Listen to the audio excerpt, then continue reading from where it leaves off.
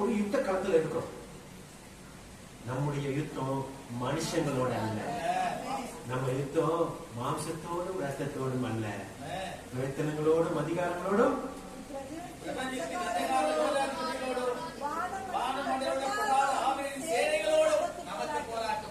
அவன் தான் நம்ம என்ன பண்ணுவான், எந்த விதத்துல நம்ம தாக்கலாம்னு சொல்லி அவன் திட்டம் போடுவான்.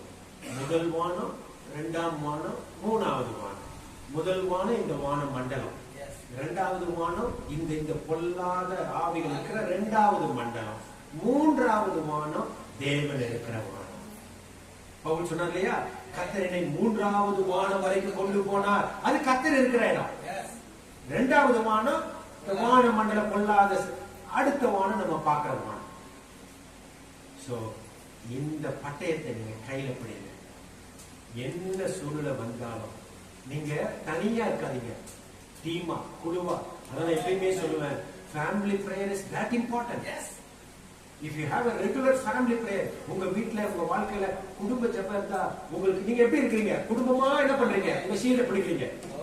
ஏதாவது தாக்குமா, இந்த குடும்பமா ஷீல்ட பிடிச்சிட்டே இருக்கிறீங்க, திடீர்னு எதிராக டக்குன்னு ஒரு போட்டு டக்குன்னு உள்ள போயிருங்க. புரியுதா? ஷீல்ட ரெடியா வச்சிருக்கீங்க, எவனா ஒருத்தாங்க நிக்கிற மாதிரி இருக்குன்னு தெரிஞ்சா டக்குன்னு ஒரு திட்டு உள்ள போறீங்க. இல்ல எப்படி நல்லா இருக்கு? ரொம்ப முக்கியம். ஆல்வேஸ் இந்த ஆயுதங்களை எப்போதும் கையில வச்சுட்டே இருக்கு. அறிக்கையிடுங்க. இந்த ஆயுதம் இல்லைன்னா we are powerless, we will become defenseless, we will become useless. ஆயுதத்தை கர்த்தர் நமக்கு கொடுத்திருக்கிறார், எல்லாத்துக்கும் கொடுத்திருக்கிறார். இந்த ஆயுதத்தை மீண்டும் ஒரு முறை சொல்லி நம்ம படிக்கலாம். 6 ஆயுதங்கள், 5 டிஃபென்சிவ், 1 அஃபென்சிவ். 5 ஆயுதங்கள் தற்பாதுகாக்க, ஒரு ஆயுதம் நம்ம தாக்குறது. Defensive, offensive. 5 ஆயுதங்கள். கச்சை. இப்ப நீங்க அதுக்கு அது என்ன கச்சை எதை குறிக்குது? சத்தியம். அடுத்தது பெஸ்ட் பிளேட், நீதி என்னும் மார்க்கவசம். மூணாவது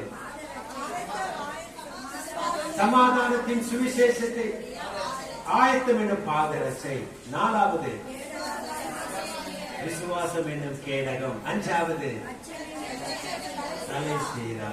ஆறாவது வசனமாகிய ஆவியின் பட்டை.